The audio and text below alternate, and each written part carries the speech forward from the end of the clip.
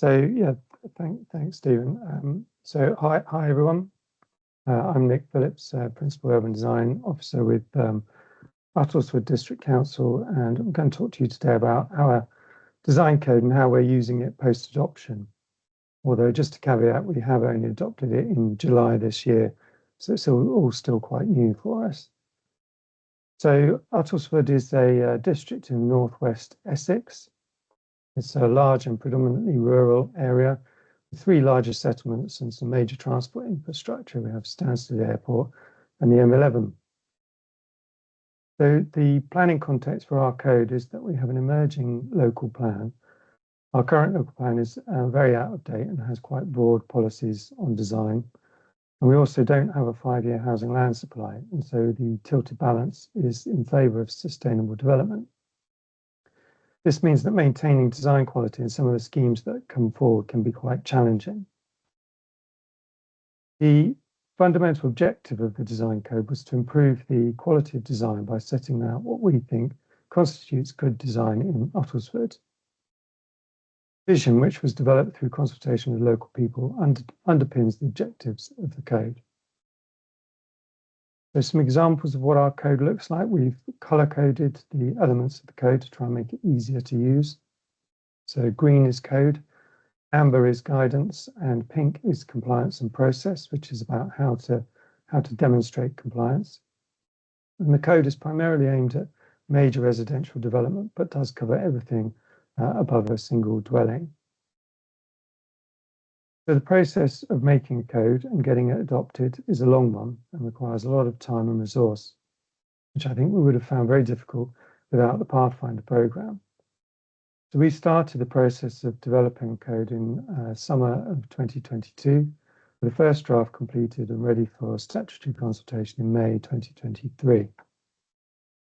It then went through a period of revisions following consultation before being adopted as an SPD in July this year. So 2 years from inception to adoption.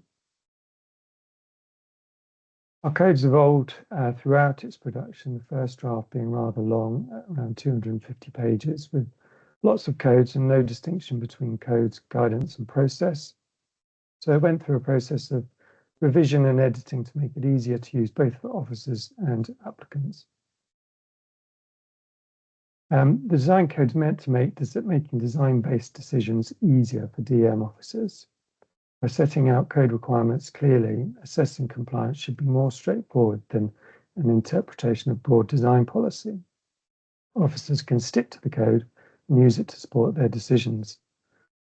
Whilst the code is a tool for officers to use to support their design decisions and uphold design standards, the onus is on the applicant to demonstrate the compliance with the code rather than the officer to establish it. The codes are to help DM, and in the long term they will, but there is some perception that codes are another bureaucratic hurdle to deal with for already stretched teams who have ever-changing pressures, such as recent BNG, determination timescales, and resource challenges. Under these existing pressures, we need to make using the code in practice as easy and straightforward as possible. One of the benefits of the code is that it brings a consistent standard to work against at all stages, as well as standardizing outputs from applicants. We're seeing a lot of applicants who, in light of emerging design codes and an awareness of design codes in general, are preparing their own design codes for submission at outline. And these tend to be more aspirational and broad-ranging documents lacking the required specificity of a code. By having our code, it will discourage applicants from preparing their own. We've run a workshop with DM officers to familiarise them with the code and how to use it, as well as holding drop-in design surgeries to help with any questions about the code or how to apply it to particular projects. I think there's been some nervousness and trepidation about the code, but I think that with training and familiarity with the code over time, we'll demystify it and promote engagement with it. DM officers have notified their applicants that the code has been adopted as an SPD and asked them to respond with respect to their own applications. The code's been available in consultation form for some time, so most developers and applicants are aware of it, and a lot of it expressed their support for it. so many will be trying to demonstrate their compliance, although the likelihood is that the applications can only be fully considered against the code if they were submitted after its adoption. Code is now being used to structure and supplement design consultation responses, highlighting where schemes do and do not comply with the aspects of the code. We've also had interest in the code from local parishes and neighbourhood groups, some of whom are making neighbourhood plans and neighbourhood design codes. The codes can be usefully integrated at every stage in the decision-making process. We've started using the code at pre-app stage, alerting applicants to the presence of the code and setting out design expectations early on in the process. We've also started to use it in PPAs to embed design quality and set objectives and code compliance within that process, and to steer advice in pre-app responses.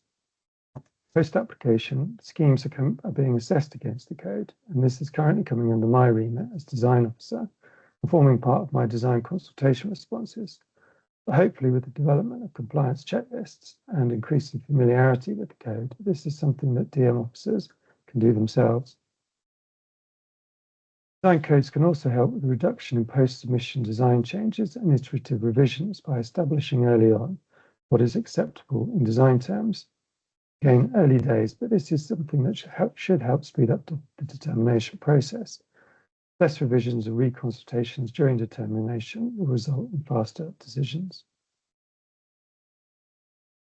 Officers' recommendations to committee are now referring to the code and code compliance, schemes that meet code requirements being recommended for approval, and those that don't, recommended for refusal on design grounds. And this is something that we've seen already, committee members seeking assurance of scheme compliance with the code. So the code can be a powerful tool in decision-making. Committee members strongly support the code and its objectives and are keen to use it as a tool to uphold good design standards. There will, I suspect, be an expectation amongst committee members to have a clear position on the code and compliance within officers' reports to committees, especially on major applications. So in terms of the weight and status of the code, there's been real buy-in to the code by committee members as a tool to uphold design quality.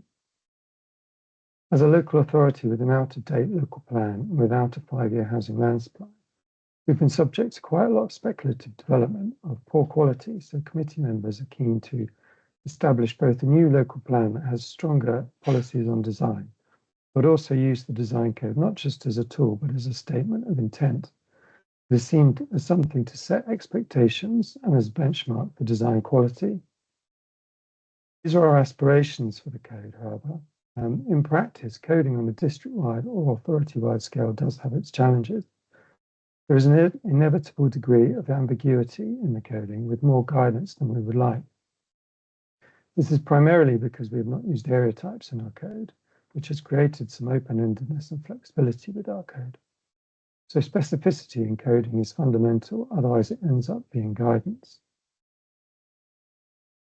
As an example, we have a code about street trees. You can see on the left how we specify the frequency of street trees required where there is on-street parking. But our coding for street trees on the right, where there is on-plot parking, is more open to interpretation. We have an example here of a line of on-plot parking bays, 36 in this case, with only 3 street trees.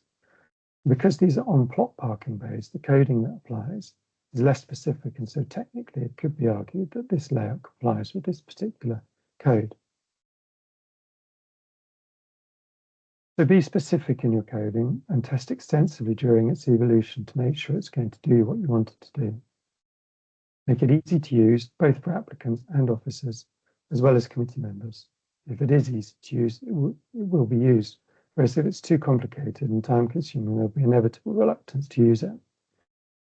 The use of checklists will be helpful in making it easier to check compliance, and consider how to integrate the requirements of compliance into a design and access statement so that you have all the information in one place.